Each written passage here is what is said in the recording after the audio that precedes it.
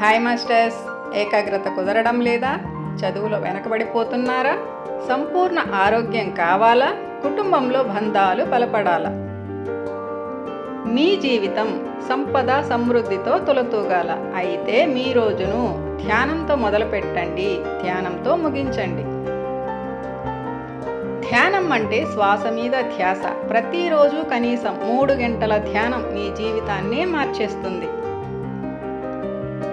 ధ్యానం సర్వరోగ నివారిణి, ధ్యానం సకల భోగకారిణి, ధ్యానం సత్యజ్ఞాన ప్రదాయిని, ధ్యానం సకల సమస్యల పరిష్కారిణి, ధ్యానం విశ్వమయ ప్రాణశక్తి ప్రసాదిని.